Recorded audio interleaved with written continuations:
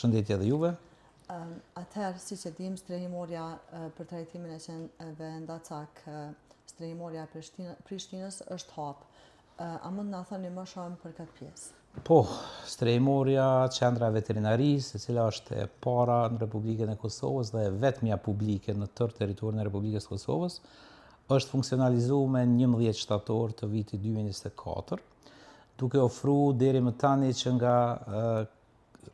themelimi i saj tretman për më tepër se 1300 qenë. Do thotë ne tani më veç e kemi mbri numrin për 1300 qenëve të cilët janë larguar prej hapësirave publike. Të gjithë këta janë trajtuar në qendrën tonë të veterinarisë, qoftë përmes kastrimit të tyre, sterilizimit, vaksinimit dhe trajtimit të smundjeve të ndryshme që mund t'i kem pas disa prej tyre, qofshin edhe alergji të ndryshme, dhe pastaj pas këtij cikli të trajtimit,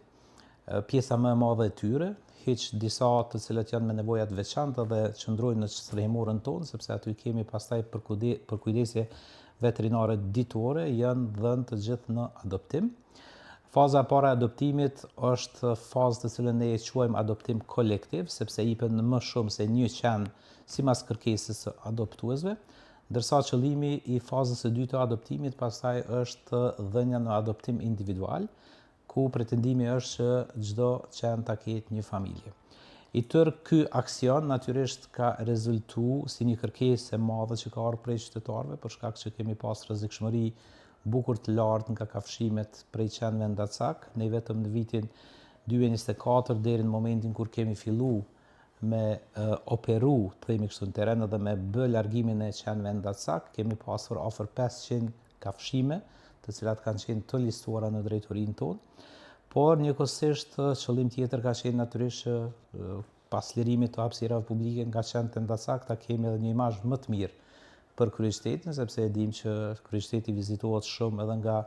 njerëz të Republikës Kosovës, por edhe nga delegacione të ndryshme, qoftë edhe diplomatike të shteteve të jashtme. E një prej qëllimeve shumë të rëndësishme për neve ka qenë natyrisht edhe krijimi i kushteve për një jetë natyrisht më ndryshe për këto kafshë të cilat pa fajin e tyre kanë mbredhur shesheve dhe rrugëve të kryeqytetit. Natyrisht që këto kafshë kanë qenë pastre, kanë qenë të paushqyera mirë, përkundër faktit që ne i patëm kriju edhe 24 qendra ushqyese në komunën e Prishtinës, kanë qenë pa tretman veterinar, kanë qenë natyrisht pa higjienë sanitare, ju kanë nështruar edhe agresivitetet të disa njerëzve të cilët kanë nështruar dhunë ndaj tyre, po natyrisht kanë qenë të rrezikuara edhe prej veturave. Do të thotë krejt ky angazhimi joni, i cili, siç e thash deri më tani, rezulton me largimin e 1300 qenëve nga hapësirat publike, që ne pretendojmë që brenda këtij viti ta mbrim numrin 2000, i ka pas 3 komponenta. Komponentën e rritjes së sigurisë për qytetarët, të rritjes së imazhit ose përmirësimit të imazhit të kryeqytetit, po natyrisht edhe një tretman human ndaj këtyre kafshëve të cilët, siç e thash edhe më herët, pa fajin e tyre kanë mbredhur shesheve dhe hapësirave publike në kryeqytet. Drejtor, qysh në fillim, ju dhe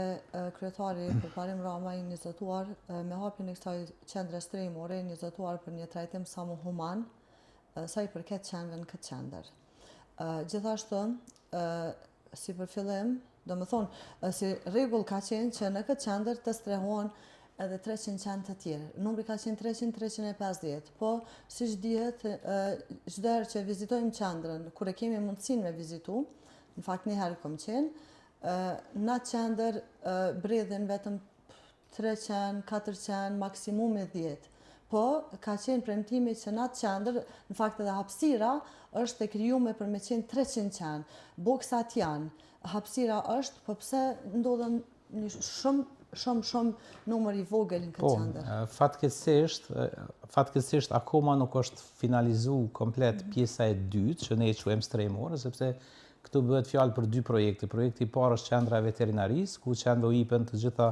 to tretmanet mjekësore veterinare dhe pastaj mbahen spaku 5 ditë para se të jipen në adoptim, ndërsa pjesa e dytë e strehimores akoma nuk ka mbrime u finalizu si projekt. Deri më tani, nëse zgaboj, kemi ndoshta afër 16 ose 18 shtëpiza të ndërtuara për nga 12 qenë, e menduar ka qenë të finalizohet gjithsej me 30, do të është në proces të finalizimit. Tjetra, çfarë duhet të them, është që për shkak të një numri të madh të qenëve që i ka kryeqyteti, që janë afërsisht 3.000, ose ndoshta më tepër se 3.000 qenë ndasak, sipas statistikave që i kemi nga organizatat që mirën me mbrojtjen e kafshëve, sepse ne si komunë nuk kemi mbri me pas një listim të tillë, kemi vendosur që qendra jonë e strehimit, edhe pas përfundimit të krejt ciklit të ndërtimit, të mbetet një qendër për qenë të cilat janë me nevoja më të veçanta, do të thotë ata të cilët kanë nevojë për trajtim veterinar permanent, qenë që janë më të moshuar, qenë që kanë ndonjë alergji, qenë që kanë ndonjë frakturë në gjymtyrët e tyre, dhe pjesa tjetër do jetë e dedikuar për klysht e vegjël, të cilët po ashtu kanë nevojë për një tretman të veçantë, sepse i kemi 2 veterinarë dhe stafin teknik të cilët janë të përgatitur. Do thotë kjo qendër tani po shkon drejt finalizimit dhe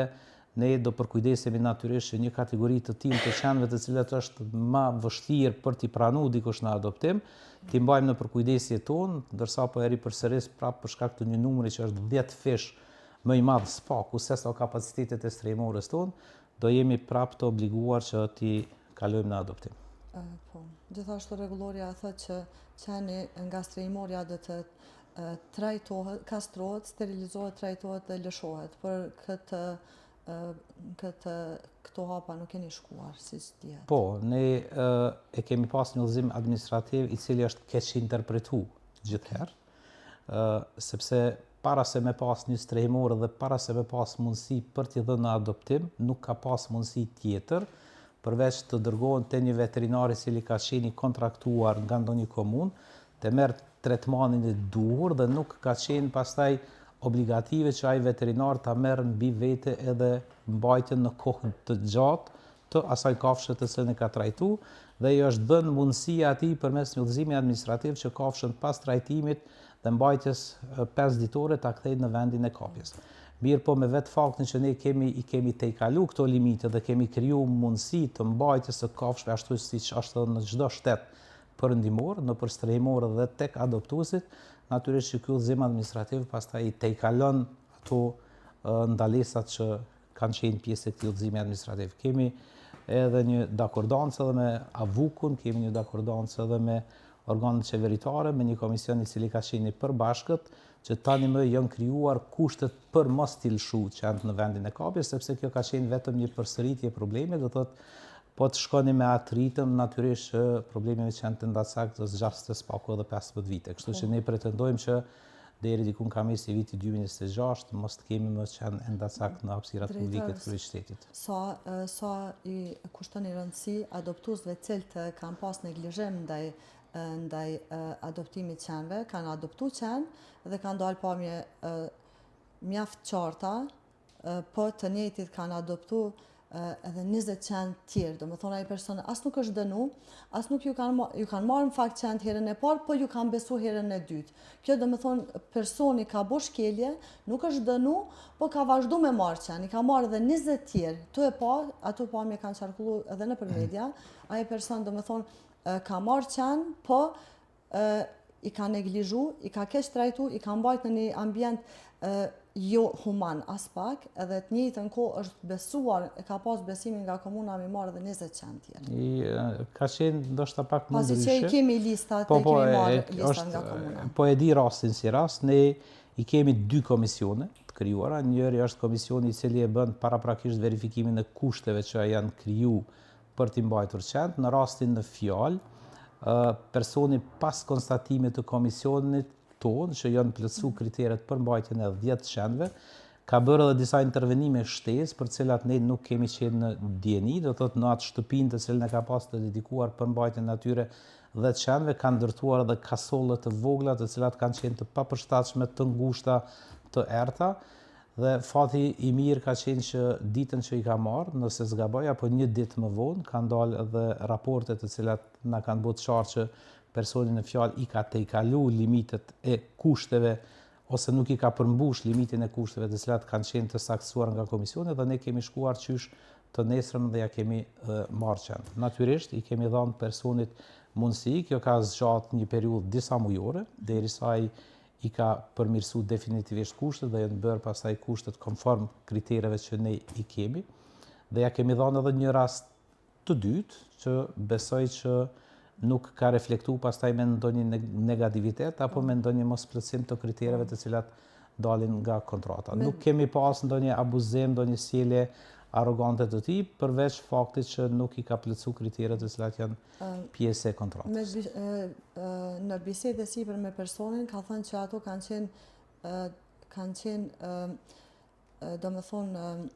këshillat nga komuna se si duhet me mbajt qenë, pasi që zyrtarët komunës përgjithësisht e kanë këshilluar që qeni duhet me mbajt në hapësirë të sigurt, mos më loni lirë, për ndryshe do xhabitet 3.000 euro. Edhe domethënë personi veç është friksu me atë interpretim të zyrtarit komunës, edhe tha që trajtimi më i denj ka qenë mi mbyll, për ndryshe mos me ik qend. Jo, në fakt, ajo mos me ik qend nënkupton që nëse, sepse kontratat ne me secilin i bëjmë edhe me shkrim, janë formën e shkruar dhe të precizuara të gjitha të drejtat, të gjitha rregullat, por edhe të gjitha obligimet ndaj adoptuesit. Ne aty e kemi para pa një gjob prej 3.000 eurove, nëse një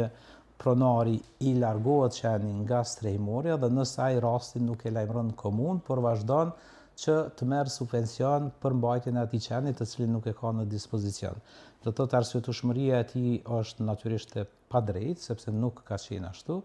Ne i kemi të gjitha kushtet e njëjta për të gjithë, ne i kemi tani një fat të madh që në shumicën e strehimoreve ka qenë edhe avuku i cili është kompetent pastaj për të përkujdes për mirëqenien e tyre dhe kushtet e krijuara në strehimore. Kështu që për te konstatimit të komisioneve tona që kushtet janë optimale për mbajtjen e qenëve, tani në shumicën e strehimoreve, sidomos në ato ku ka numër më të madh të qenëve, kemi pasur edhe spaku ka një kontroll prej avukut dhe kemi edhe një konstatim të tyre që kushtet janë optimale për t'i mbajtur qend. Po them prap, edhe në intervistat të mëhershme, kudo që e kam pas mundësinë, ju kam bërë ftesë të gjithë dashamirësve të kafshëve, të gjitha organizatave të cilat mirën me çështjen e kafshëve, sidomos të qenëve, që ta ndihmojnë procesin në fazën e dytë, kur ne do donim që për secilin qen ta kemi nga një familje, sepse ky dhënia në adoptim kolektiv është vetëm një masë e përkohshme, të cilën do donim të zgjaste sa më pak, mirë po ka qenë vetëm alternativë për ta pas një largim më masiv të qenëve nga hapësirat publike, siç thash më herët, për të garantuar më shumë siguri për qytetarët, për ta përmirësuar imazhin e kryeqytetit, po natyrisht edhe për ta pasur një trajtament ndaj kafshëve më human se sa që ka qenë duke bredh shesheve dhe rrugëve të kryeqytetit. Atëherë, drejtor, të kthehemi në temën. Dje, siç dihet, ka ndodhur një dhunë ndaj një qeni nga punëtori i punësuar nga komuna e Prishtinës në qendrën në strehimorën për qentë Ndacak. Ç'a mundeni me thonë për këtë pjesë? A mundeni me na thonë diçka më shumë për këtë pjesë? Dua vetëm ta përmirësoj pak konstatimin e juaj, nuk është punëtori i angazhuar nga komuna e Prishtinës, nuk është punëtori i strehimorës, nuk është punëtor që i përket stafit të trajtimit të qenëve Ndacak, qoftë të sektorit të veterinarisë, qoftë të sektorit të strehimorës, është një person i cili ka qenë i punësuar në kompaninë private e cila bën sigurimin e objektit. Do thotë bëhet fjalë për një punëtor të kompanisë private e cila bën sigurimin e objektit, e që fatkeqësisht po them në shoqërinë tonë ku ndodh që edhe mësimdhënësit ushtrojnë dhunë ndaj nxënësit, e gardienit ndaj burgosurit, e prindit ndaj fëmijët, e burrit ndaj gruas, ndodh që edhe një zotëri i cili është aty për të garantuar siguri për objektin dhe për ato kafshë që ndodhen në objekt, përdor një dhunë të tillë e cila është e paakceptuar për secilin qytetar, por natyrisht bie ndesh edhe me rregullat e marrëdhënies së punës. Kështu që ajo çfarë është bërë me automatizëm është që ai është suspenduar nga kompania, sepse kjo ka qenë kërkesa jone e menjëhershme, është suspenduar nga puna dhe ne sot përmes menaxherit ton të kësaj kontrate po inisojmë edhe një kallëzim penal ndaj tij. Pastaj mbetet çështja e organeve të drejtësisë, se çfarë vendimi do marrim në raport me sjelljen brutale të tij ndaj një kafshë, mirë po është diçka e papranueshme edhe për ne, sikurse që është e papranueshme për secilin qytetar. Është një e mirë e madhe që fatbarësisht nuk ka ndodhur një sjellje e tillë të ushtrohet ndaj kafshës prej personelit i cili është aty për të dhënë ndihmë dhe për të përkujdesur për ta, por është prej një punëtorit sigurimit i cili i ka tejkalu të gjitha normat e mirësjelljes dhe normat natyrisht të marrëdhënies së punës. Drejtor, vetëm sipas legjislacionit në fuqi, një menaxher veterinar apo person përgjegjës duhet të jetë çdo herë afër trajtimit të një qeni. Pse është besu qeni të një sigurim, ku dihet që i njëjti ka pas pajisjet në dorë, domethënë të trajtimit të qenit, siç duhet mi pas një person i cili e trajton qenin. Gjithashtu shihet në pamje që dy persona kanë qenë pakës më andej nga ngjarja që ka ndodhur edhe nuk kanë reagu as edhe për një sekond. Jo, në fakt ai nuk ka pas pajisjes, me siguri është ajo kopja. Është e ka kopjen domethënë të kompanitë gjelbërve ose unë sa kam informacion prej udhëheqësit të qendrës së veterinarisë, që është veterinar me profesion, sepse nuk kam qenë në vend ngjarje për ta parë ngjarjen. Ai e shpjegon kështu që qeni është largu prej boksit sepse në hapësirën e oborrit, mbas trajtimit operativ, qenë kalojnë në fazën e dytë të rehabilitimit, pastaj në boksë dhe qeni nuk e din çfarë rrethana dhe si e ka pas mundësinë, ka dalë prej boksit në përobor dhe ky pjesëtari i sigurimit është munduar që qenin ta kthej prapë në boks dhe gjatë përballjes me qenin për ta kthyer në boks, sigurisht ju është duk që qeni ka tregu një agresivitet ndaj tij, kështu s'paku është rrëfimi i tij, sa ka këtu të vërtet, po them nuk kam qenë me e pa rastin, kam pa edhe atë sa kam pa edhe qytetarët përmes video inqizimit. Dhe në ato momente ajo është cilur në formën që është sjell, që po them është e papranueshme, në asnjë formë nuk e pranojmë një gjë të tillë dhe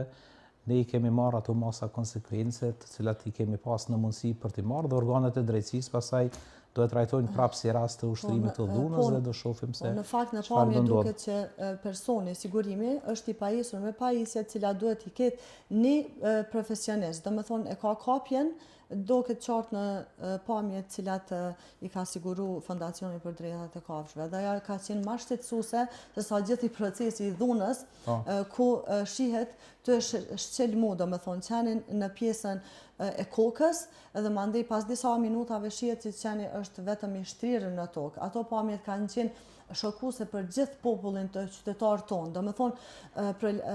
reklamimi i juaj si themeluesi kësaj qendre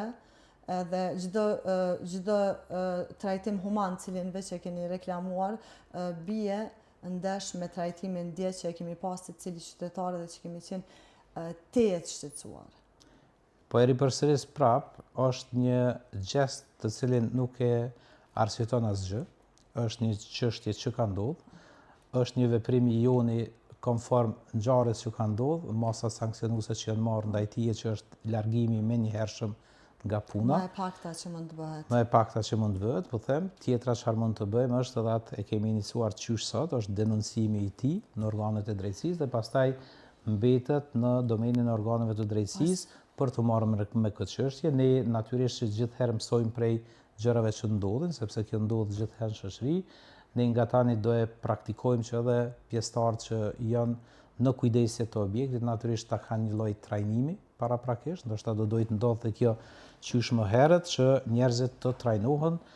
dhe të dinë se si duhet të sjellen me kafshët nëse do vinë deri te kontakti me to, sepse në faza të normale saj nuk do dojë të kishte asnjë farë kontakti me qenin, po themi nëse qeni ka dalë prej boksit dhe ky është mundu ta kthejë në një farë forme prapë në boks, atëherë ka ndodhur çfarë ka ndodhur, është diçka që nuk kemi me arsyetuar asnjëherë, po ka ndodhur. Pasi që ndodhi kjo ngjarje e rëndë e dhunës ndaj qenit, unë në cilësinë e gazetarës të emisionit tim, të podcastit tim, shkova në hapësirat e qendrës për trajtim të qenëve ndacak, strehimorës, dhe aty u përballa me një gjest mjaft të dhunshëm, gjithashtu të punëtorit nga qendra e juaj. Punëtori për 2 herë më kapi për krahu edhe nuk më lejoj me xhiru, unë isha jashtë të strehimorës, nuk më lejoj me xhiru edhe domethënë ushtroi dhunë ndaj meje si gazetare, më kapi për krahi ku i kemi edhe pamjet cilat janë publiku. Çfarë mund na thoni për këtë pjesë? Absolutisht e papranueshme. ka një rregull, natyrisht edhe se mund të hyet në qendër, natyrisht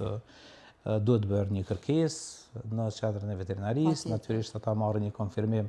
prej drejtorisë shërbime, varësisht nëse e shohin të domosdoshme. Asnjëherë deri më tani nuk ka asnjë një rast të vetëm që ne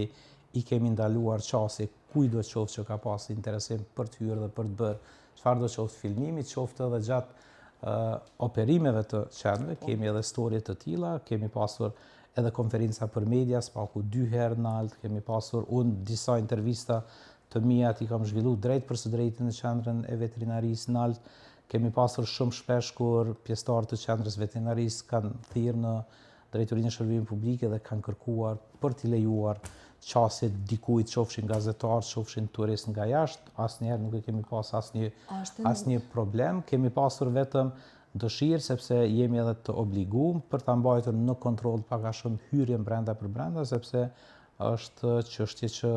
kemi nevojë për më shumë siguri, kemi nevojë që mos të ka ndonjë përhapje të çfarëdo qoftë epidemie, sepse kemi pasur kohë raste kur kanë ardhur zonja edhe turistë nga jashtë, të cilët e kanë pas shoqërim edhe qenin e vet dhe kanë tentuar që të hyjnë edhe të shohin edhe qen tjetër. Do thotë në një farë formë një mas sigurie duhet ta kemi, po në asnjë formë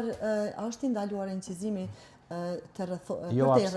absolut jo. Absolut, përderisa nuk ka një shenjë që ndalon, është e lejuar. A do të merren masa ndaj këtij punëtore? Po nëse ne kemi një konstatim të juve, mundi me na drejtu lirisht me shkrim, me potencu rastin nëse keni ndonjë fotografi, ndonjë incizim, për ta ditur saktësisht që për cilin zyrtar bëhet fjalë, ne do kërkojmë me urgjencë nga drejtoria e ndërmarrjes së gjelbër, e cila është e kontraktuar nga ne për të përkujdesur për krejt qendrën e veterinarisë, për t'i marrur masat më rigoroze ndaj një sjellje që është e papranueshme, sidomos ndaj një gazetari i cili nuk po bën asgjë tjetër përveç punën e vet. Drejtor, shpresojmë që këto pamje që kanë dalë dje jashtë objektit juaj mos të ndodhen në pjesë të heshtur edhe brenda objektit ku syri jon nuk mund vetëm t'i kap ato pamje. Domethënë kanë dalë dje pamje të cilat janë xhiru nga nuk e dim sakt kush, po kanë dalë nga Fondacioni për Drejtat e Kafshëve dhe shpresojmë që brenda mureve nuk do të ketë dhunë të tillë siç është shfaqur dje në çdo medium ton në vendin tonë. Unë thash që dukuri negative fatkeqësisht ndodhin në të krejt shoqërinë, në të gjitha sferat e jetës, fatkeqësisht nga njerëz të papërgjeshëm siç ka qenë ky zotëriu. Them bindje të plotë që e kemi një staf shumë profesional brenda për brenda. Kemi 2 veterinarë të cilët janë të shkolluar dhe natyrisht edhe të dëshmuar si dashamerës të kafshëve. Ne i kemi spaku 2 qenush të vegjël të cilët i kemi kap dhe kemi vendosur t'i quajmë qenushët estrejmorës, të cilët kanë filluar dhe janë rrit fillimisht në inkubator e pastaj po e shoqërojmë krejt pjesën e rritjes së tyre. Unë personalisht vetë jam një dashamerës tepër i madh i kafshëve. E posedoj një qen që më tepër se 14 vite, 6 të tjerë i kam adaptuar gjatë kohës pas kthimit tim nga Gjermania në Kosovë, duke i gjetur të vegjël nëpër hapësira të ndryshme dhe duke dashur për t'i ofruar atyre një jetë më të qetë, më të dinjitetshme. Kështu që po them, kur flasim edhe për mua, flasim për një person i cili ka lidhje tepër të mëdha emocionale me këto kafshë. Ndoshta kjo ka qenë edhe arsyeja ime tër këtij angazhimi për të pasur një mirëqenie më të mirë për kafshët të cilët kanë mbredhur rrugëve dhe natyrisht edhe këto janë ekspozuar gjithherë sjelljeve kogja radikale të qytetarëve, të cilët komas kohës i kanë gjuajtur me guru, se i kanë lëndu, po natyrisht edhe rrezikut prej veturave. Kemi bërë maksimumin e maksimumit, them me shumë kështu krenari që kemi mbri 1300 qenë me i largu prej një jete që e kanë bërë do si do. Shpresojmë që tani kanë jetë mirë aty ku tani janë, besoj që i kanë shumë komponente të cilat flasin në pozitivitet, sepse e para kanë kul mbi kokë, e dyta kanë ushqim të sigurt, e treta kanë tretman veterinar, e katërta kanë një tretman më human, sepse dikush përkujdeset për ta, kanë një higienë sanitare, kanë kontrolla të rregullta veterinare përveç atyre kontrollave bazike, kështu që po them po flasim për përmirësim të dukshëm të kushteve. Kjo mund të bëhet vetëm me një komision i cili i monitoron kohë pas kohe në baza të shpeshta. E thash prapë që ne I kemi 2 komisione, po e ripërsëris se ndoshta për komisionin e dytë fola më pak ose fare. Komisioni I parë është ai I cili bën konstatimin e kushteve para se të fillojmë me dhënien në adoptim të kafshëve, ndërsa e kemi pastaj komisionin e dytë I cili në etapa më së voni çdo 3 muaj shkon dhe I viziton kafshët për mas pari për të pa numrin e saktë, sepse çdo qen I cili jepet në adoptim, përveç që e ka vathin identifikues, ka edhe një mikrochip I cili edhe nuk mund të largohet nga askush, bën identifikimin numerik që janë kafshët aty, e shef gjendjen emocionale dhe psikologjike të tyre, natyrisht edhe tretmanin dhe të gjitha kushtet në vazhdimsi, por me këtë çështje po mirret edhe avuku si institucion relevant, pastaj edhe profesional dhe deri më tani nuk kemi ndonjë telashe. Fatkeqësisht këto pamje na kanë shqetësuar të gjithëve, uroj e shpresoj e dëshiroj që pamje të tilla jo që nuk do kemi asnjëherë më anës trajmorën e kryeqytetit, por që nuk do I kemi kërkun, e nuk do I kemi edhe në hapësirat publike, sepse e dim që përjetimet më të vështira qenët I përjetojnë në hapësira publike, sepse kanë ballafaqim me qytetarë, disa nga frika, po disa edhe nga mosdashamirësia me kafshët sjellën brutalisht me ta. Drejtore, të falenderoj shumë për këto minuta. Faleminderit edhe juve, ishte kënaqësi. Do të jemi së bashku në emisionet e radhës. Faleminderit shumë.